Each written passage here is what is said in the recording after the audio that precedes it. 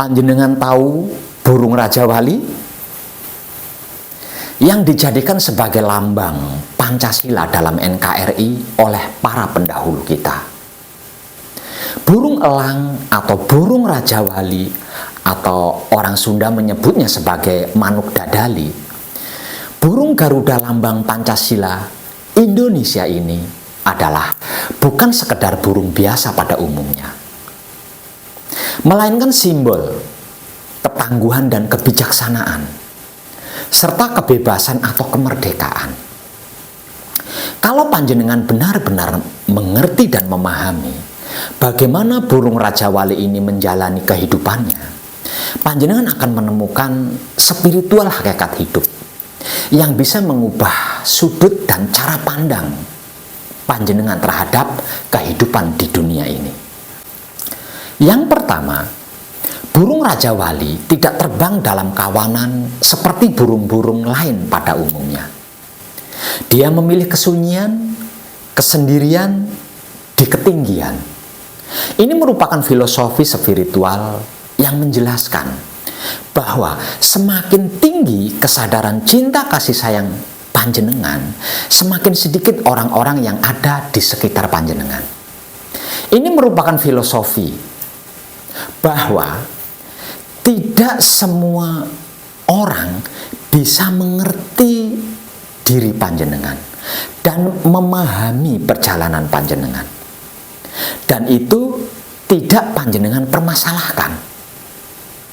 Dan panjenengan tidak takut kehilangan mereka yang tidak lagi sefrekuensi dengan panjenengan. Seperti burung Raja Wali tadi. Semakin tinggi panjenengan terbang, semakin sedikit yang bisa mengikuti panjenengan. Yang kedua, ketika badai datang, hampir semua burung bersembunyi mencari perlindungan. Namun burung Raja Wali justru terbang semakin tinggi menggunakan badai tersebut. Untuk bisa melesat semakin tinggi, terbangnya ke atas.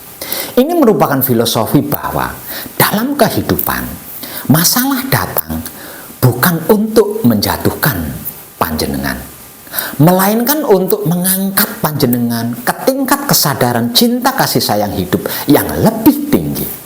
Jadi, jangan lari untuk menghindar, karena justru disitulah kebangkitan panjenengan berada. Seperti burung Raja Wali yang menggunakan badai untuk bisa terbang lebih tinggi. Maka gunakan masalah tersebut untuk naik ke level yang lebih tinggi.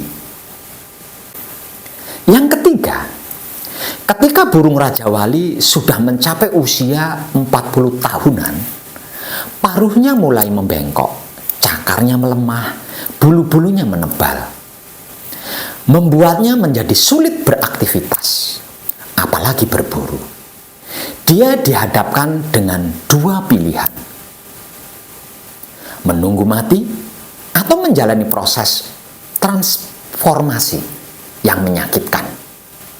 Dan burung Raja Wali lebih memilih proses transformasi ketimbang mati dengan sia-sia karena usia tua.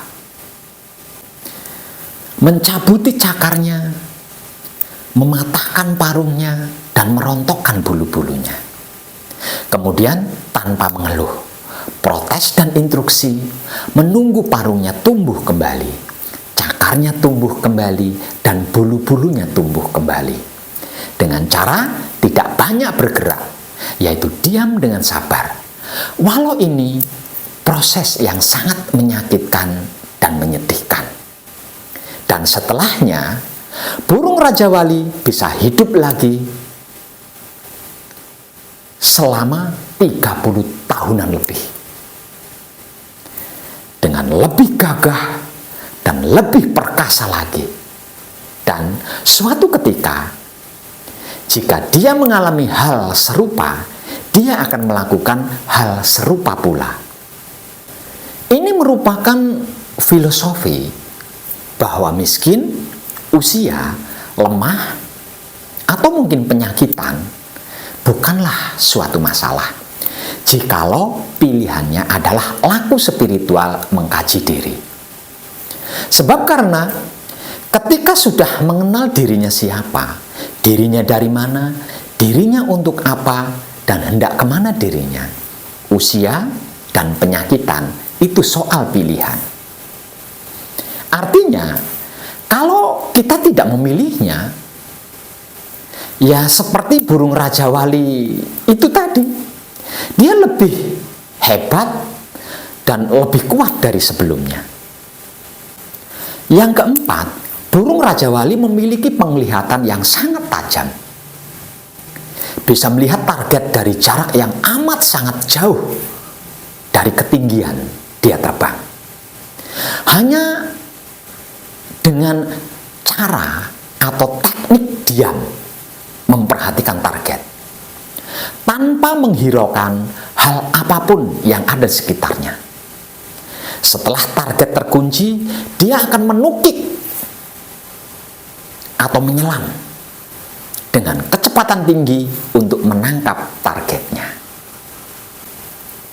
Ini merupakan filosofi bahwasanya dalam hal menuju apapun, bahkan yang mustahil sekalipun, jikalau kita diam, di dalam diam, tidak terpengaruh dan tidak tergoda oleh apapun yang bukan menjadi tujuannya, pasti bisa tercapai atau meraih atau mendapatkannya. Maka bercerminlah kepada burung Raja Wali ini. Pasti lebih hebat, pasti lebih luar biasa hasilnya. Karena kita bukan burung, melainkan manusia hidup yang memiliki otak, hati, dan nurani. Hampir semua kehidupan manusia di dunia ini adalah hasil dari pola pemikirannya sendiri. Tidak percaya? Mari kita buktikan.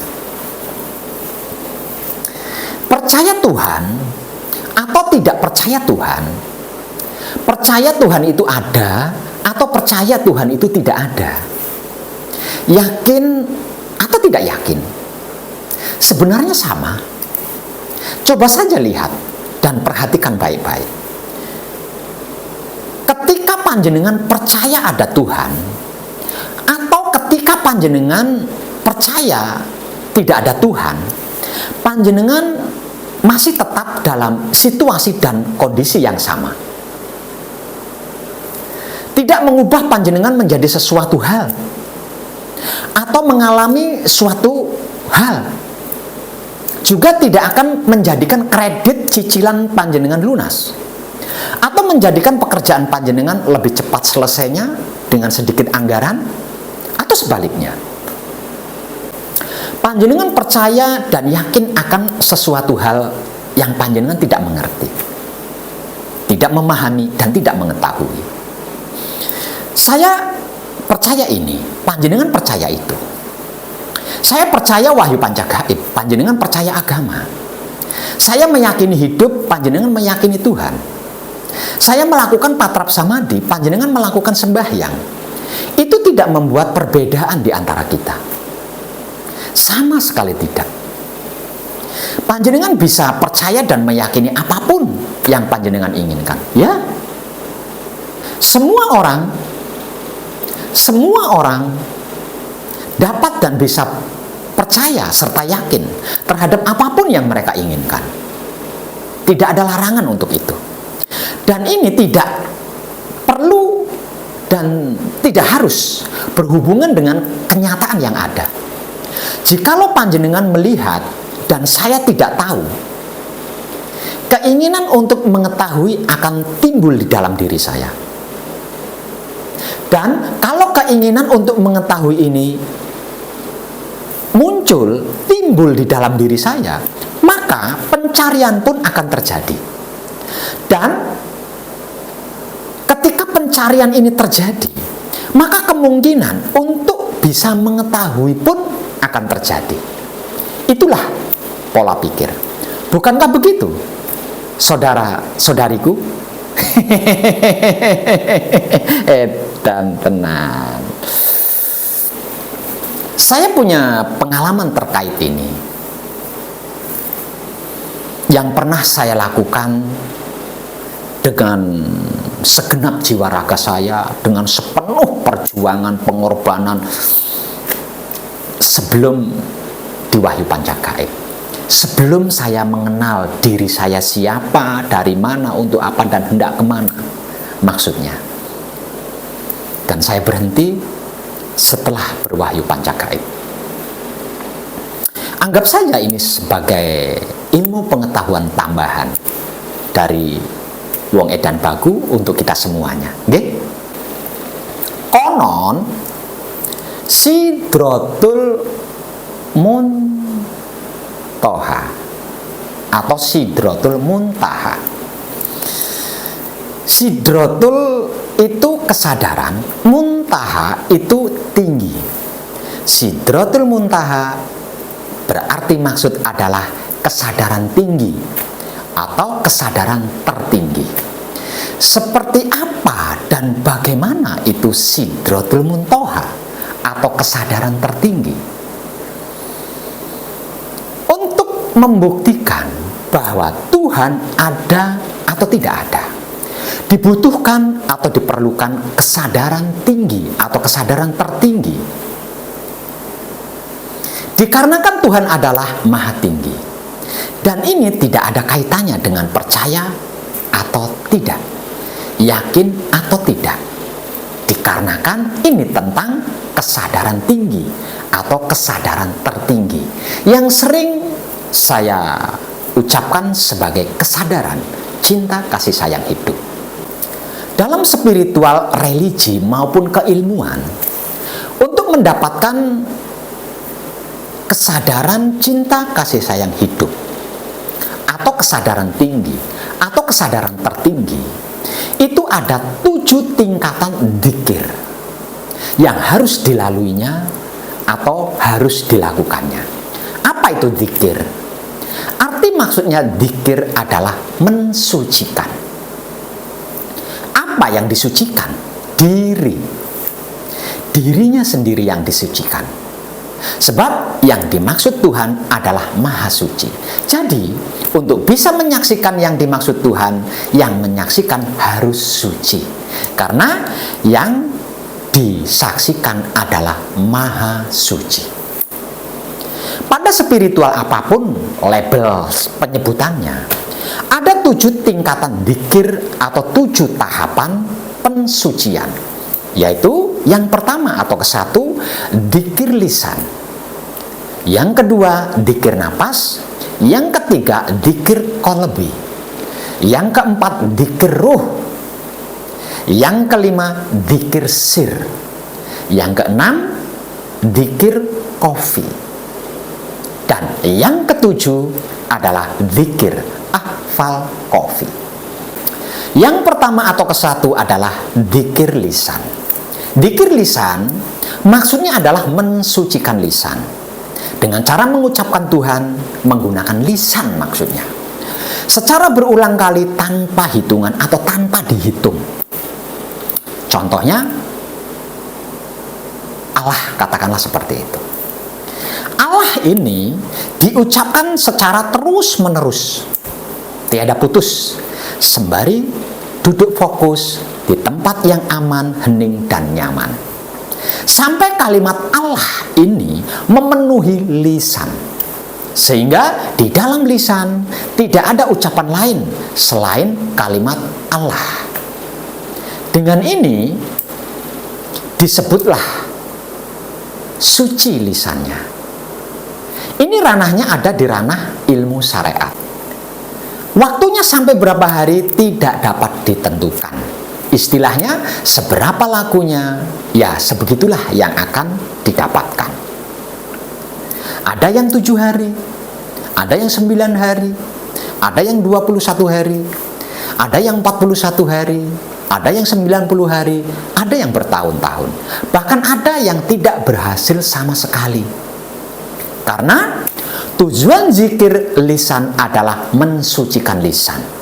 Namun, sesudah melakukan dzikir lisan, lidahnya selain digunakan untuk berdoa, memohon, meminta sesuatu, juga digunakan lagi untuk ngegunjing, ngerumpi, kepo, bully, bahkan memfitnah. Sehingga sampai maut menjemputnya sekalipun, zikir lisan tidak membuahkan hasil apapun, hanya capek yang diperoleh dan jenuh yang dirasakan. Kalau lisannya sudah tidak ada ucapan lain selain kalimat Allah, berarti berhasil.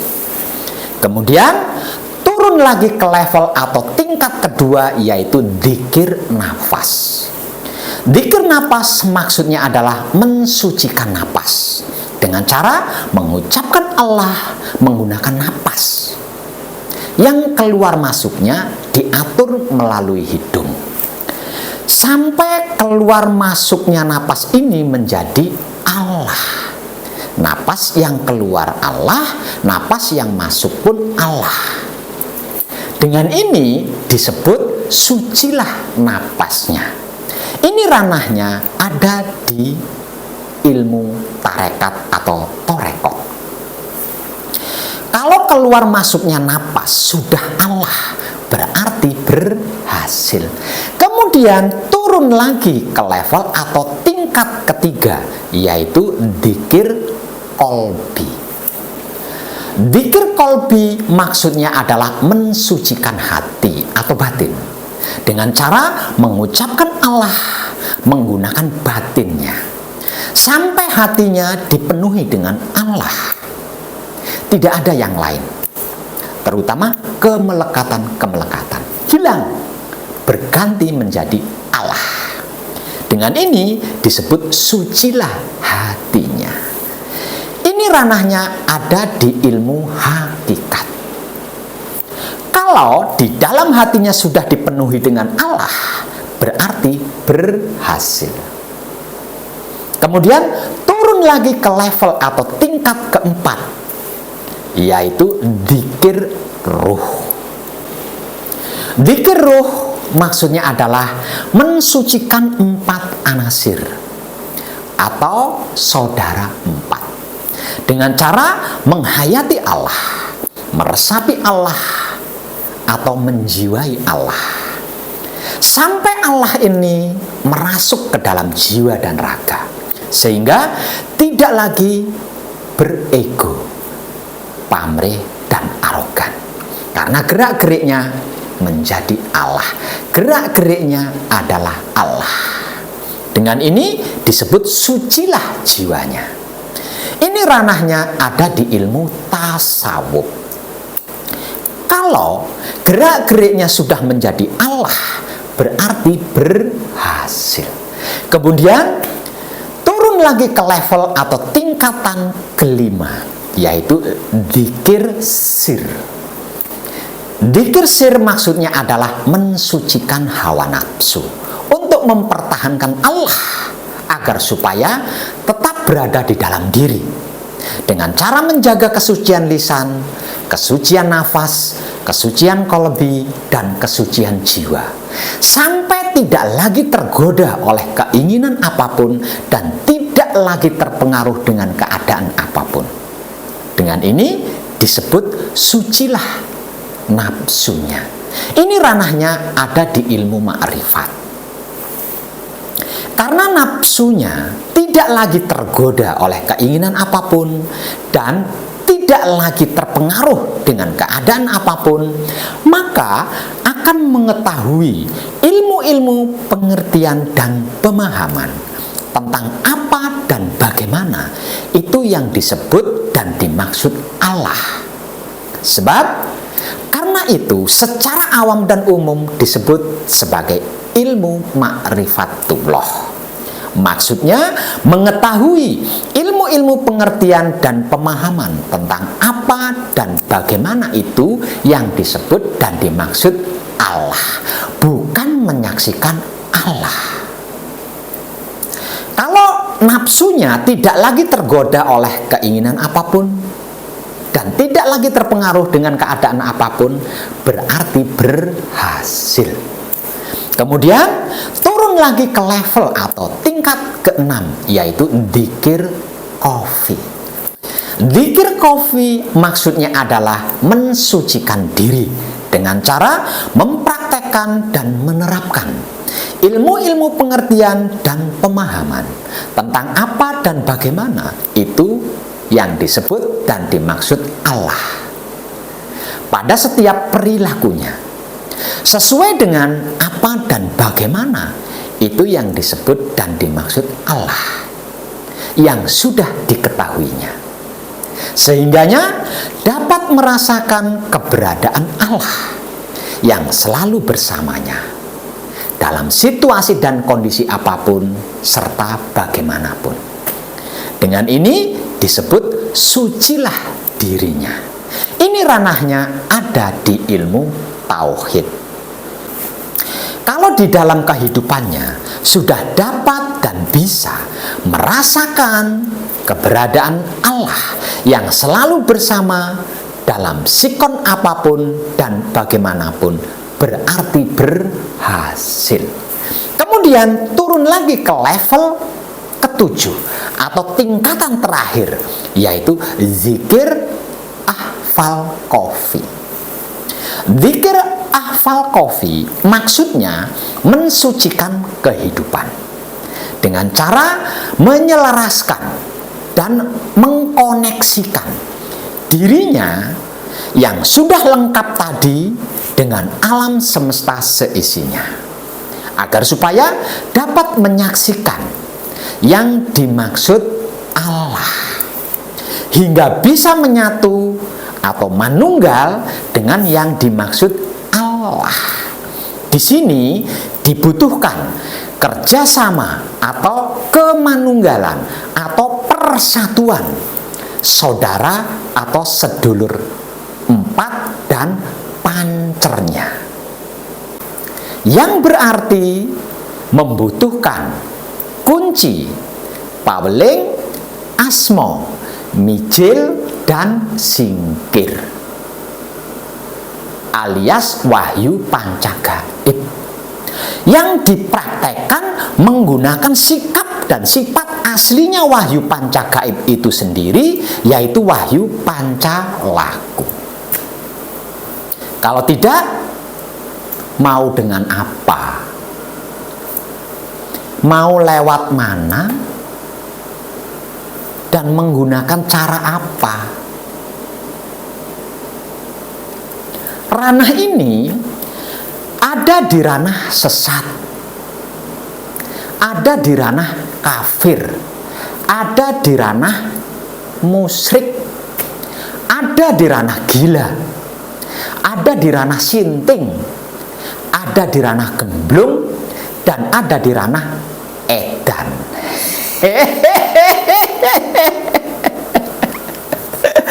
Edan ternak.